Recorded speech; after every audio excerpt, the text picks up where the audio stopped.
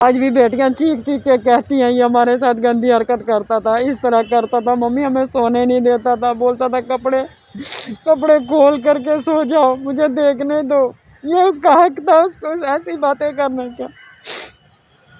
मैं कहती हूँ उसको चौराहे पे खड़ा करके ना उसको पब्लिक के हवाले करना चाहिए। अगर पुलिस कुछ नहीं कर सकती है, मेरी पब्लिक से यही अपील है, मेरी मदद कीजिए, आगे आइए। क्या जम्मू कश्मीर में यही है कि बेटियों के साथ ऐसा हो और उनके रेप हो, उन बच्चों के साथ नाइंसाफी हो? यही है मेरी नरेंद्र मोदी से यही अपील है, यही आपका सवाल है। बेटी पढ़ाओ बेटी बचाओ, हमें कोई अधिकार नहीं है जीने का। मैं आज 10 दिन से घूम रही हूँ, मैं कहाँ से खर्चा लाऊं, आप भी बताओ। मैं नरेंद्र मोदी से यही कहना चाहती हूँ, हमारे जम्मू कश्मीर के लिए यही इंसाफ है, हमारी औरतों के लिए यही इंसाफ हो रहा है। तलाक बंद नहीं की, हमें फांसी पे चढ़ाया गया है, मुजरिम आज़ाद घूम रहे हैं और औरतें दर दर की ठोकरें खा रही हैं। आप देख रहे हैं न्यूज़ सैर इंडिया और मैं हूं अरफाज अहमद डैंग।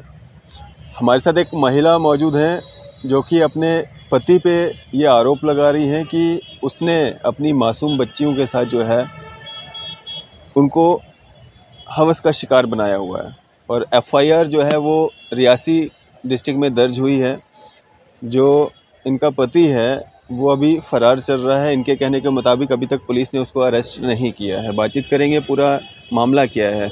मैम, क्या पूरी कहानी है, कब ये शुरुआत हुई, आपकी शादी कब हुई और क्या कुछ पूरा कहानी है इसके पीछे की? मेरी शादी भी सर 2012 में 12 में हुई। 2012 में शादी हुई। शादी करके हम साथ रह रहे थे तो अच्छा चल रहा था, सब ठीक चल रहा था। तो 1.5 साल से वो बच्चियों को लेके भाग गया, फरार हो गया। तब से मुझे उसने बच्चियों के बच्चे हैं आपके? मेरी 3 बेटियां हैं। कहाँ पे, किसके साथ आपकी शादी हुई थी, किस फैमिली में? फारूक अहमद से हुई थी। क्या करते हैं वो पुलिस में हैं, कहाँ पे हवलदार हैं, रियासी हैं, डिस्ट्रिक्ट रियासी में। शुरू से रियासी में है या पहले और कहीं थे? नहीं, पहले जम्मू में थे वो, जम्मू से अभी रियासी गए हैं। अच्छा। हाँ, रियासी गए हैं। तो मेरे पास एक वीडियो आई। 2012 में आपकी शादी हुई थी तो स्मूथ चल रहा था सारा या पहले से ही कोई लड़ाई झगड़ा या लड़ाई झगड़ा चल रहे थे? वुमेन सेल में कॉम्प्रोमाइज करके मुझे उसके साथ भेज दिया था। फिर हम रह रहे थे कठुआ में। ये कब का मामला जब आपका कॉम्प्रोमाइज हुआ? या ये 2015 और 16 की बात है। क्यों, मतलब लड़ाई झगड़े की शुरुआत कब हुई, क्यों हुई? वो ड्रिंक करता है, बहुत ज़्यादा ड्रिंक करता है, खर्चा नहीं देता था, ड्रिंक करता था, मार पीट करता था।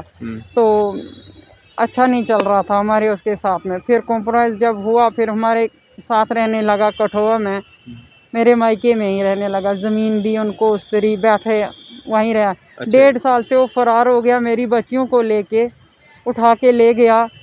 1.5 साल से अभी तक उसकी मेरी मुलाकात नहीं होने दी। एक बार 18 तारीख को मेरे पास वीडियो आती है बच्चों। 18 तारीख को, यही जो अच्छा इसी महीने? हाँ, इसी महीने 18 तारीख को मेरे पास वीडियो आती है। जब मैंने वीडियो देखी, मेरे पास कोई कॉन्टैक्ट किसी का नहीं था। मैं किससे कॉन्टैक्ट करती? उसको मैं फ़ोन करने लगी, उसने मेरा फ़ोन नहीं उठाया। मैंने जिसने वीडियो बनाई थी, मैं उसको पूछा कि क्या बात है, तेरी बेटी, अपनी बेटियों को बचा लें। मैं गई यहाँ से, मैंने एप्लीकेशन लिखाई, मैं एसएसपी दफ्तर गई। वहाँ पे जब मैं गई, वहाँ पे मेरी सुनवाई कुछ भी नहीं हुई। वो जो सोशल मीडिया पे एक वीडियो वायरल हो रहा है जिसमें 2 बच्चियां अपने पिता पे आरोप लगा रही हैं कि हमारे साथ मारपीट करता है, रात को सोने नहीं देता है, छेड़खानी करता है, वही उसी वीडियो की बात कर रहे हैं? वो उसी वीडियो की बात कर रही हूँ। वही मेरी 2 बेटियाँ हैं, तीसरी बेटी मौजूद नहीं है। तीसरी बेटी को पता नहीं कहाँ रखा उसने, अभी तक तीसरी बेटी मेरे पास नहीं आई, ना मैंने देखी है भी या नहीं है, मुझे पता नहीं। मेरे साथ में जो रियासी की वुमेन सेल की मैडम है, उसने मुझे मुलाकात बेटी से कराई नहीं। बोल रही है अरेस्ट किया उसको कोई अरेस्ट नहीं किया। वो मुझे फ़ोन करता है, धमकी दे रहा है, तेरा कुछ नहीं होने वाला है, तो अपना केस वापस ले, जो तू आरोप मुझ पे लगा रही है। मेरे पास वर्दी है, मेरे पास पावर है, मुझे कोई कुछ नहीं कर रहा है। एफआईआर लगने के बाद, लड़कियों का वीडियो वायरल होने के बाद वो व्यक्ति आपको धमकियां दे रहे हैं? हाँ, वो मुझे धमकियां दे रहा। मेरे पास बहुत पैसा है, मैं ज़मानत करा लूँगा तो मुझे क्या बिगाड़ेगी? कुछ नहीं बिगाड़ सकती है, इसी तरह घूमती रहेगी। बच्चियाँ अपनी संभाल, या उनको मार दे या उनको जहर दे, ना मेरे पास तुम्हारे लिए कुछ है। कुछ भी नहीं है मेरे आपके लिए। आपका कोई केस वेस भी चल रहा है, आपस में कोई डिस्प्यूट चल रहा है? जी जी, केस चल रहा है, कठुआ में हमारा केस चल रहा है। कस्टडी केस भी किया था, कस्टडी केस होने के बावजूद भी वो मौजूद नहीं वहाँ हो रहा था, नहीं आ रहा था, कोर्ट में हाजिर नहीं हो रहा था। हाजिर सिर्फ 2 दफ़ा हुआ, वो भी वहाँ भी कुछ नहीं हुआ।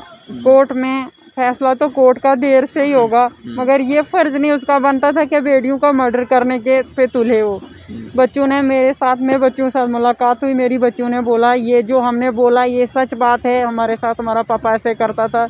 उसने फट मारा, उसने बोला तुम मर जाओ, ना दवाई दी उसने ना कुछ दिया। बहुत ज़्यादा इस बात में कितनी सच्चाई है कि मतलब हवस का शिकार बनाया या रेप किया, इसमें कितनी सच्चाई है? सर ये मैं इतना बोल नहीं सकती, मगर मेरी बेटियों से मैंने पूछा, उन्होंने बोला हाँ ये सच बात है, हमारे साथ हमारा पापा ऐसा करते थे, गंदी हरकत हमारे साथ करते थे। अभी मासूम बच्चे में क्या पूछूं उनसे।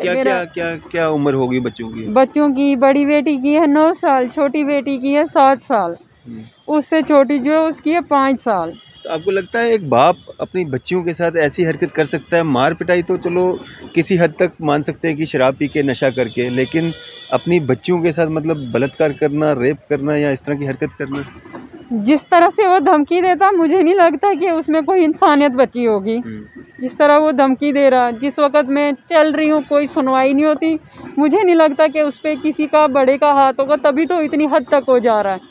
अगर वो किसी का कत्ल भी करे उस पर कोई असर नहीं होगा। मुझे ना उम्मीद है कि वो कुछ भी कर सकता है, इंसान वो कुछ भी कर सकता है, उसके पास पैसा है, वर्दी की पावर है, वो कुछ भी कर सकता है। मेरे पास कोई नहीं, अभी कानून जिंदा है। जब तक वो आपके साथ रहे थे, आप कह रहे हैं कि नशा करते थे, उसके अलावा कोई उस तरह की हरकतें थी उनकी, मतलब कि वो? जी हाँ थी। जब भी कहीं रास्ते में जाता था लड़की को देखकर वो बहुत बुरी बुरी नज़रों से देखता था, मैं उसको समझाती थी, वो नहीं समझा मेरे, इसी बात पे हमारी लड़ाई होती थी। वो क्या करता था, जब हम घर में रहते थे वो नई नई लड़कियों को ले आता था, किराए पे लाता था लड़कियों को घर में। मैं तंग आकर उससे दूर रास्ता अपना अलग कर लिया। उसने मुझे बहुत ज़्यादा सताया। मेरी भी छोटी उम्र में उसने मेरे साथ शादी की, एज भी उसकी बहुत बड़ी है, उसने मुझे बहुत मेरे साथ भी जुल्म किए। मैं 12 साल से गुहार लगा रही हूँ, मेरी किसी ने नहीं सुनी, हर कोई उसी की सुनता है। मुझे यही लगता है कि हमें तीनों माँ बेटी चारों को गोली मार दिया जाए और उसको मेडल मिलना चाहिए जो ऐसा काम करता है। मुझे घिन आती है उस मैडम पे जो उसका साथ दे रही है इस वक्त। कौन सा इतना जुर्म करके आज़ाद घूम सकता है? खून उसको दिया है, अभी उसकी मेरी एक बेटी उसके पास है, वो क्या जाने उसके साथ क्या करेगा, मार दिएगा। मुझे ना उम्मीद है कि वो मुझे मिले। और मेरी बेटी सबसे छोटी हार्ट पेशेंट, उसने मेरे साथ भी बहुत ज़्यादा जुल्म किया, मुझे नशे के टेबलेट खिलाता था। मैंने ये पहले भी न्यूज़ में दी थी और मेरी कोई मदद नहीं। मैंने एसएसपी के पास गई, मेरी मुलाकात नहीं करवाई।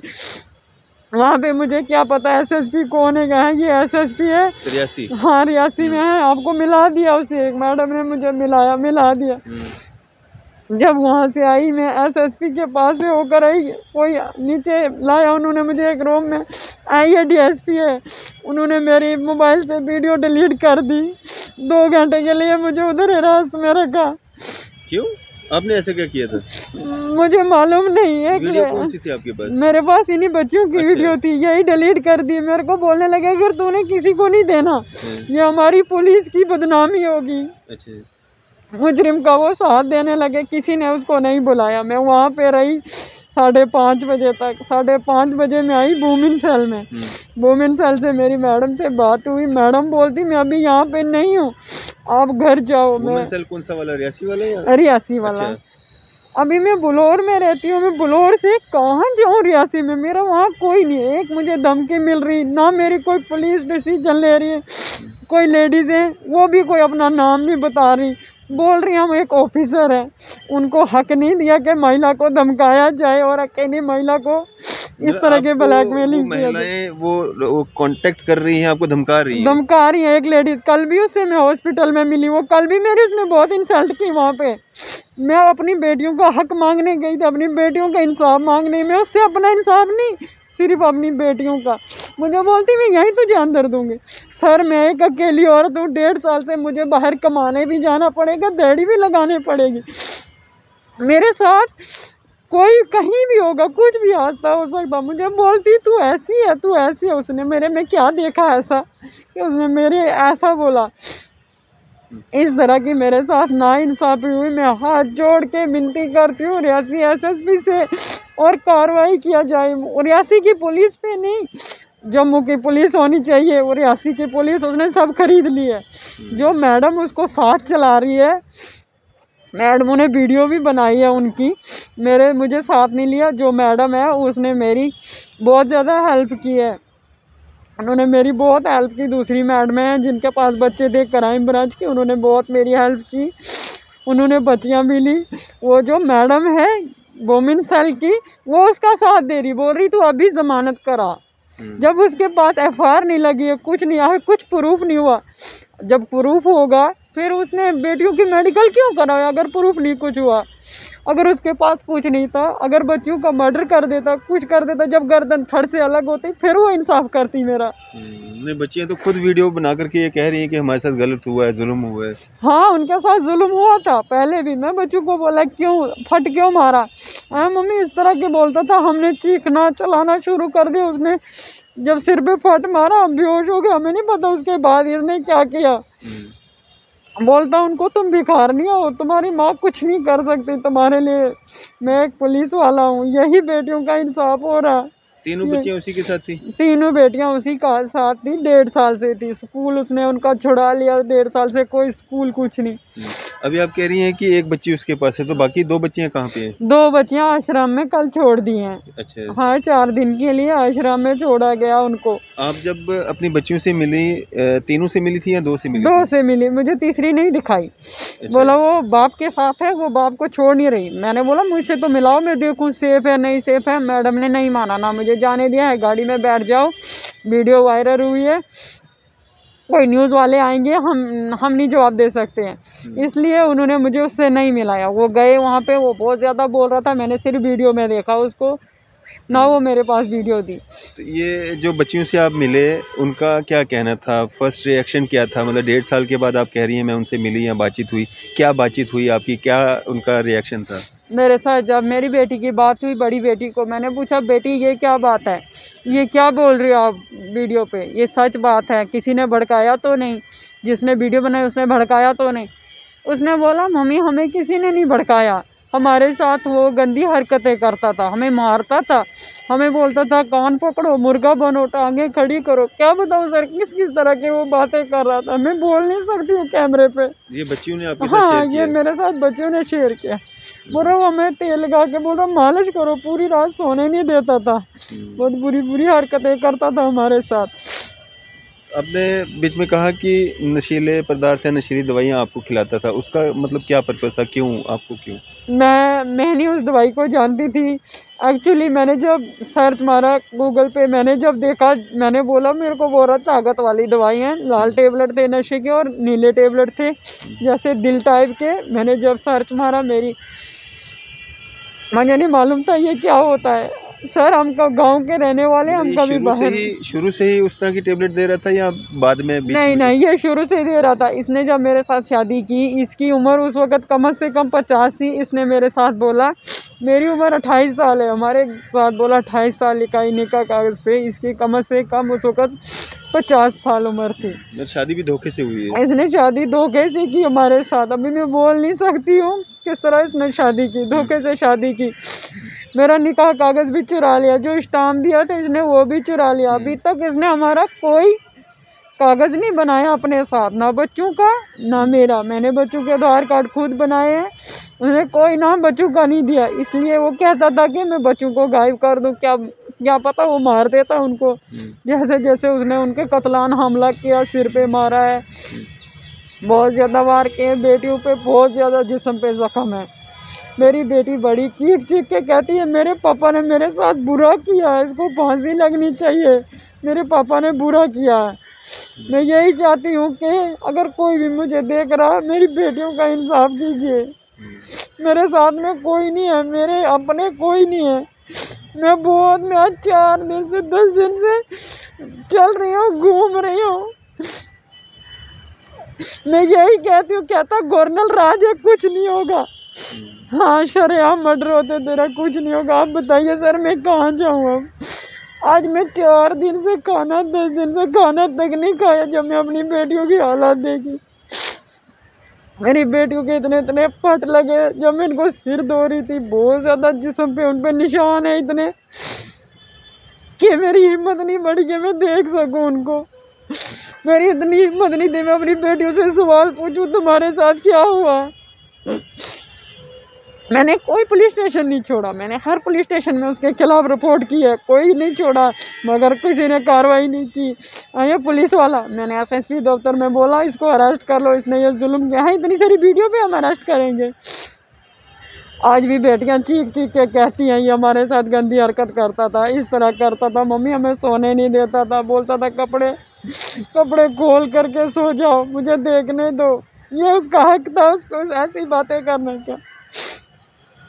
मैं कहती हूँ उसको चौरास्ते पे खड़ा करके ना उसको पब्लिक के हवाले करना चाहिए। अगर पुलिस कुछ नहीं कर सकती है, मेरी पब्लिक से यही अपील है, मेरी मदद कीजिए, आगे आइए। क्या जम्मू कश्मीर में यही है कि बेटियों के साथ ऐसा हो और उनके रेप हो, उन बच्चों के साथ नाइंसाफी हो? यही है मेरी नरेंद्र मोदी से यही अपील है, यही आपका सवाल है। बेटी पढ़ाओ बेटी बचाओ, हमें कोई अधिकार नहीं है जीने का। मैं आज 10 दिन से घूम रही हूँ, मैं कहाँ से खर्चा लाऊं आप भी बताओ। मैं नरेंद्र मोदी से यही कहना चाहती हूँ, हमारे जम्मू कश्मीर के लिए यही इंसाफ है, हमारी औरतों के लिए यही इंसाफ हो रहा है। तलाक बंद नहीं की, हमें फांसी पे चढ़ाया गया है, मुजरिम आज़ाद घूम रहे हैं और औरतें दर दर की ठोकरें खा रही हैं। कल जब मैं बच्चों को आश्रम में छोड़ के आई थी, मेरी बच्चों ने मेरी टांगें पकड़ी, मम्मी हमें यहाँ भी अगर ऐसा करेंगे हम कहाँ जाएंगे, हमें बहुत डर लगता, हमें अपने साथ ले जा। फिर बोल रही अपनी हमारी छोटी बहन को भी ले आ, वो उसके साथ भी ऐसा करेगा या कहीं मार देगा, बोलेगा उन्होंने बयान दिया, वो मार देगा। कोई हमारी नहीं सुनता है। आप कहाँ जाओगे, आपको भी मार देगा। आप ही बताओ मैं क्या जाऊँ, कहाँ जाऊँ? ड्यूटी कहाँ पे है उसकी, आपको पता है किस थाने में है, कहाँ पे? जी उसकी ड्यूटी रियासी में इस वक्त। रियासी थाने में? नहीं उसकी रियासी पोस्टिंग है और ड्यूटी उसकी कटरा में है इस वक्त, अच्छा, कोर्ट में। अच्छा जी। तो अभी वो ड्यूटी जा रहा है, उसको अरेस्ट नहीं किया? नहीं किया, अरेस्ट नहीं किया, उसको ड्यूटी जा रहा है, शराब पी के बोतलें पी के घुमा रहा है, शाम को फ़ोन लगाता मुझे। सुबह मैंने उसको खुद फ़ोन लगाया, बोलने लगे अरेस्ट हो गया। मैंने जब उसको फ़ोन लगाया वो अरेस्ट नहीं हुआ, उसने मेरे साथ बात की। अच्छा। मेरे साथ बात की, हेलो किया उसने। मैंने पूछा बेटी कहाँ है, तुझे क्या चाहिए उससे? आप ही बताओ सर मैं क्या करूँ? अभी कोई सुनवाई नहीं हो रही है, कोई उसको नहीं पकड़ रहा। मैडम बोल रही है, उसकी जो मैडम है 3 स्टार वाली है वुमेन सेल की, उसको बोल रही है तू फटाफट किसी को ले आ, जमानत करा ले अपनी। आपको बोल रही है आप अपनी जमानत करवाओ? नहीं उसको बोल रही है फारूक अहमद, बोल रही है कि वो जमानत करवा ले। हाँ उसको बोल रही है जमानत करा ले। इस वक्त मेरे हाथ में केस है, मैं तेरी जमानत करा दूंगी, मैं तेरे पे कोई दफा नहीं लगा दूंगी। मैं सिंपल एफआईआर कटवाई आपके साथ।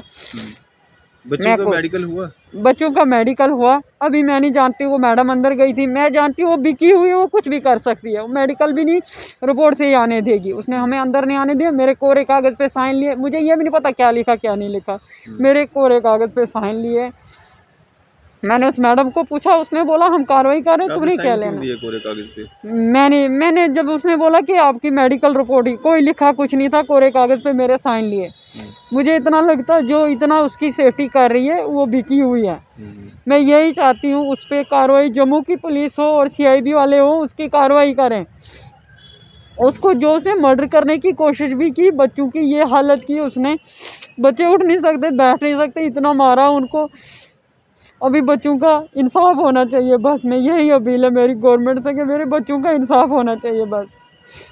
चलें, तो ये पूरा मामला है यहाँ पे। जिस तरह से एक पत्नी जो है वो अपने पति पे आरोप लगा रही है, एफआईआर दर्ज जो है वो कटरा में हुई है।